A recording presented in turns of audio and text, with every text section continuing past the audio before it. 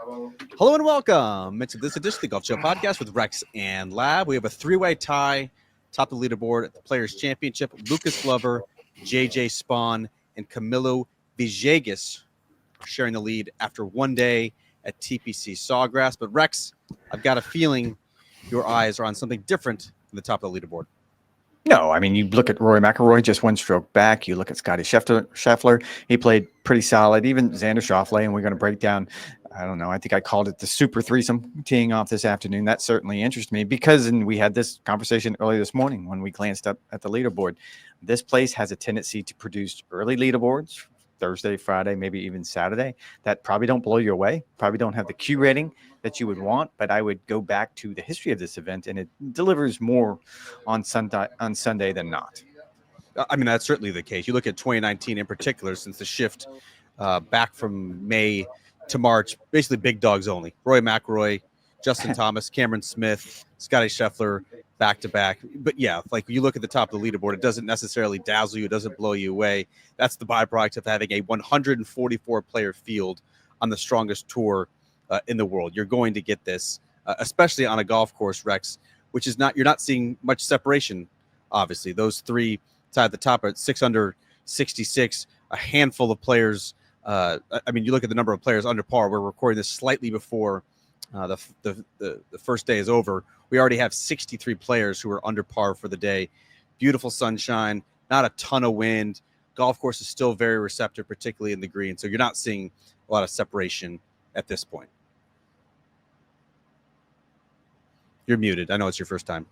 Sorry, I had someone next to me who was being loud, so I was trying to help you out there. I was trying to be a good teammate, and it didn't work out very well. But if you look at the history of this event, you're absolutely right, because it only gets harder as the week goes on. And you could probably say that about every golf course, but it seems to be exaggerated here at TPC Sawgrass. The greens dry out. We had a whole lot of rain on Monday, and they continue to dry out. The forecast calls for more wind. Now Sunday's forecast is a little sketchy, but I would imagine 66 is probably going to be one of the better scores of the week. I'm not saying someone can't get to 65 or 64, but that was a really good score. And I will say it's interesting to point out that of those three players right now who are at 6 under, one played early, Lucas Glover, and two played relatively late, JJ Spaun and Camilo Villegas. So it's not as though if you went out early and caught the golf course soft, you were able to make up some room pretty much all day long. Yeah, and I think that's probably the case. Like you look at the trends, and we may come back on Sunday night and be like, oh, yep, another early late waiver. Won the Players' Championship is going to happen again. It's 14 of the last 17. It's 8 of the last 9. Scottie Scheffler was the exception last year. It did take a bit of a Herculean effort. Let's get into the super group, Rex, because you and I were both out there. I went the whole back 9 with Rory McIlroy, Scottie Scheffler, Xander Schauffele in order. Those players, Rory shot 67, Scottie Scheffler shot 369, and Xander Schauffele doubled the last, actually, to shoot an even par round of 72. Biggest takeaways from seeing those guys up close and personal? Scottie is grumpy. Yeah. I mean, let's get to it. You and I are going to talk about it. We just left the scrum area where Scottie just did his interview, and I mean, he kind of bit your head off over a pretty mundane question about the golf course. And I'm not even trying to be mean. I'm not trying to be funny. I'm not trying to stir up controversy, which apparently some people think I was trying to do yesterday on the podcast. He's grumpy, which is understandable because probably he's not playing the game the way he's accustomed to playing it. It's as simple as that. If you break it down statistically, he wasn't quite as good today as he was last week at Bay Hill when it seemed like he was back being the normal Scottie Scheffler. That means strokes gained tee to green, he's either 1 or 2, which he was last week. Strokes gained off the tee, he's either 1 or 2, which he was last week. That wasn't the case at all today. And look, I think the putting is going to be frustrating. I just glanced at it. I think he was 99th in the field in strokes gained putting. It's not as though that hasn't been the MO in the past. It's not as though this isn't something he's dealt with in the past, but I think all of those things combined, that the level of frustration is clearly there. You pointed out there was some really interesting footage of him on the practice putting green earlier this week, and he was working with Phil Kenyon, his putting coach, who has done fantastic work with Scottie, but you could tell Scottie wasn't happy, and he doesn't particularly like to voice those things. And so I think when he's in a situation like this where everything is not going his way, he's frustrated, certainly understandable, but the takeaway is Scottie is grumpy. Yeah, Scottie said he played okay, and that seems like a reasonable assessment. I mean, he made just a single bogey, but nothing about his round was particularly noteworthy. Like he drove the ball reasonably well off the tee, hit 10 of 14 fairways. His approach numbers weren't great, but they were still very solid. That's not going to hurt him. You mentioned the putting. I see he's 88th at this point. Took 29 putts, made just 73 feet worth of putts. The two questions that really got Scottie to be at his snarkiest, or his most sarcastic, or to use your word, his grumpiest, one was about his putting, and someone asking him, essentially, what do you boil down those missed putts to? And he goes, well, the hole's about this big, and sometimes you're putting from 10 feet and it can go here. Other times it can go here. There's no real rhyme or reason to it. So, quote, you tell me. Okay. So he's already in a little bit of a negative frame of mind.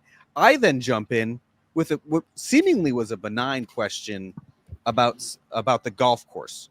And when I was walking around the golf course, and when I've been walking around the golf course the previous couple of days, I was very surprised how soft TPC Sawgrass had played. We've had abundant sunshine. We've had a little bit of wind over the past couple of days.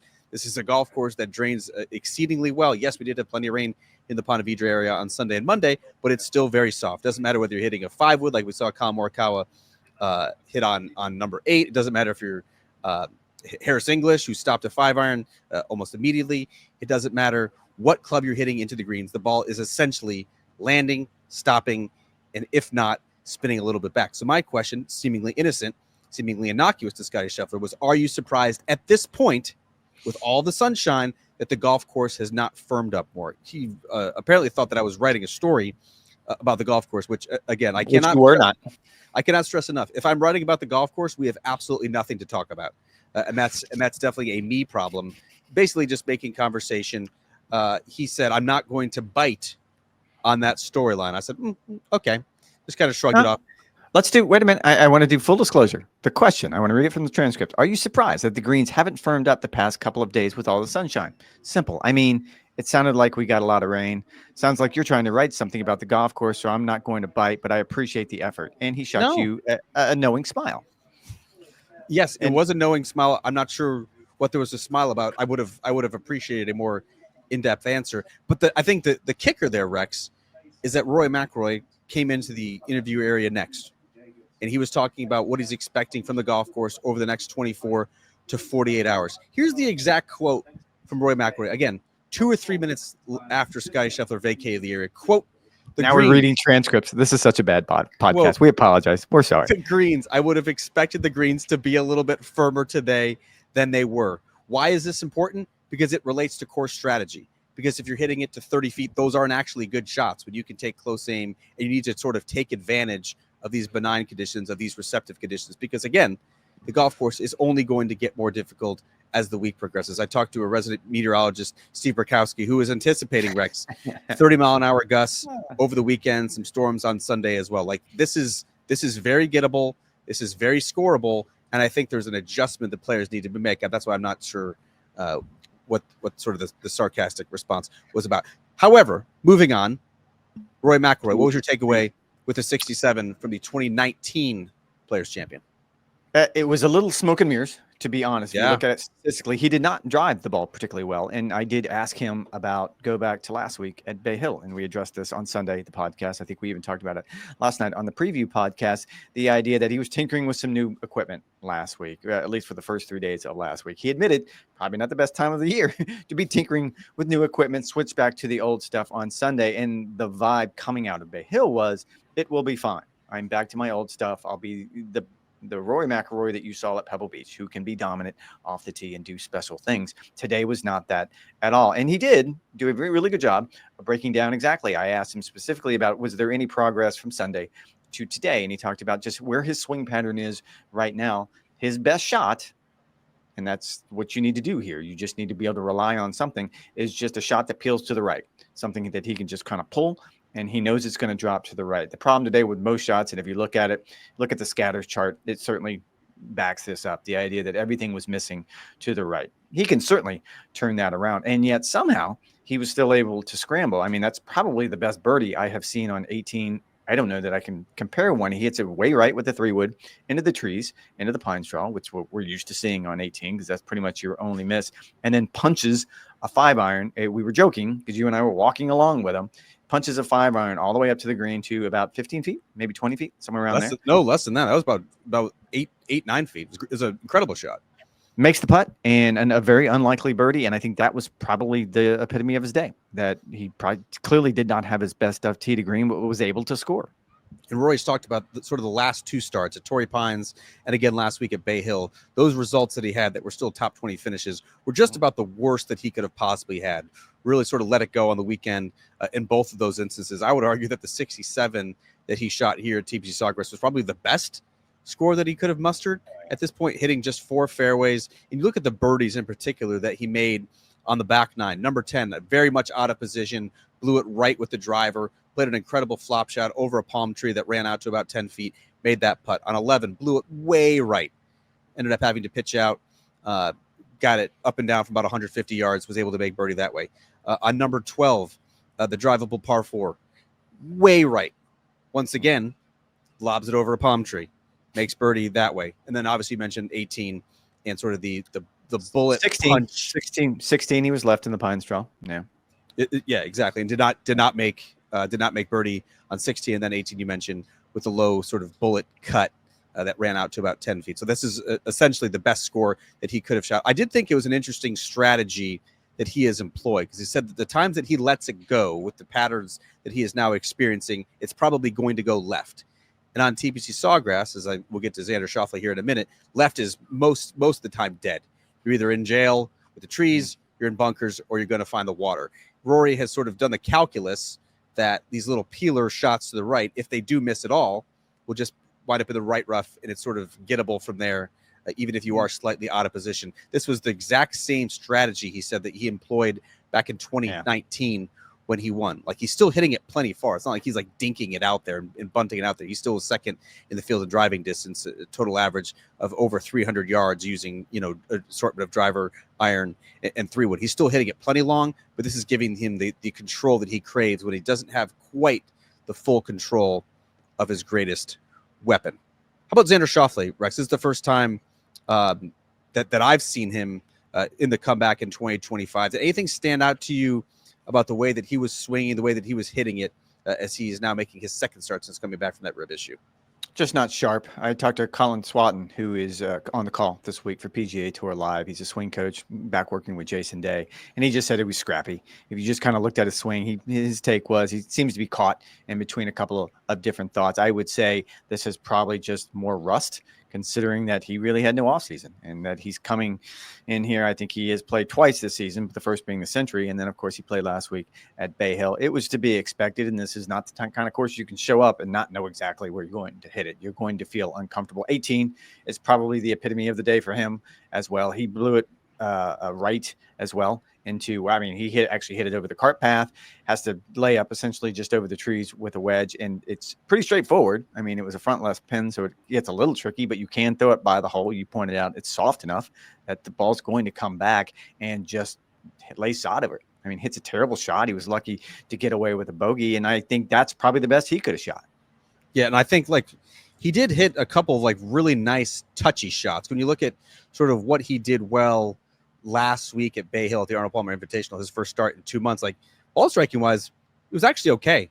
His speed was fine. He was hitting enough fairways. He was hitting enough greens. His scrambling was really shoddy, which wasn't all that unexpected. He's obviously focused on making sure his speed is there, making sure his long game is there after such a long layoff that the touch in the field is probably going to be the last thing to go. But I thought particularly the shot that he hit on 16 to get up and down after missing it left for birdie, he was in a position to put a round together, to put a 70 on the board, then come back with fresh greens on Friday morning. Instead, he let it get away from him a little bit with a double bogey on the last hole. And so, look, he's got, I think, at least in Xander's estimation, a long way to go before he feels like he's in top form. But I don't think it was an outright disaster. It's clear the swing is just not comfortable at this point. A lot of left misses, a lot of sort of rehearsing certain patterns that he wants to get in the golf swing. It's just not quite there, but I don't think he's all that far off either.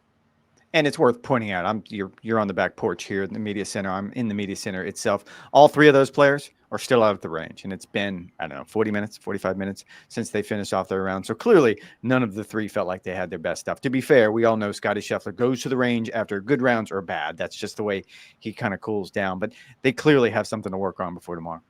All right, Rex, what are you looking forward? Since this is a mini podcast, we'll be wrapping up this year shortly. What are you looking forward to seeing most Friday at the Players' Championship? We talked about how this golf course kind of has this ebb and flow to it, where you kind of had players that you probably didn't pick coming into the week. Maybe some did. I think day two is sort of the weeding out period. Who has the ability to sustain? Can Lucas Glover continue to play like he did today? He made 120 feet of putts. That's not on brand for Lucas. Can he continue that? To be quite frank, Billy Horschel, who's playing very much a home game, he birdied the last 3 holes. Can he continue that pace? This clearly means a lot to him. So I want to see who can keep pace, because in the back of my mind, I know there will always be, to your point, a Rory, a Scottie, one of those top players who are going to end up there come Sunday. But Rex, if these greens just don't get firmer, you're not going to see the separation that you typically see at the Players' Championship. It's just going to continue to be a bunch leaderboard, don't you think? You and your narrative. I'm not biting. I'm not getting into this. Absolutely not. You're trying to do something, and I'm not biting. Make sure you go to golfshow.com or NBCSports.com/golf to read about the course that I'm certainly not going to be writing about. There's so many players, Rex, who are lurking, who I think could pop up, particularly depending on their tee time, if they do get some pretty docile conditions on Friday morning. I mean, Ricky Fowler was in the house with a 68. Yeah. Some of the pre-tournament favorites that we were thinking about, whether it was a Sepp Straka, in my case, came in with a 70. Russell Henley came in with a 72. Kyle Morikawa came in with a 70. No one, sort of absent a Max Homa or a Victor Hovland, players for whom expectations were already going to be lower. I think Justin Thomas was a little bit surprised turning in a 78. Very, very few players, Rex, blew themselves out of contention that you wouldn't have anticipated. So I think it should be a fun Friday for us to tackle. Plenty of storylines that we'll be able to tackle as well on Live From. Our hit is scheduled to be about 11 a.m. Eastern time on Friday if you want to catch us on Golf Channel. All right, that is going to do it for this mini pod edition Golf Channel podcast with Rex and Lav. You guys have the drill. NBCSports.com/golf for all latest news, notes, and updates, including the story on the golf course conditions. Just kidding. We'll be back on Friday night for plenty more reaction from the Players' Championship. Thanks for listening. Thanks for the support. We'll talk to you guys on Friday night.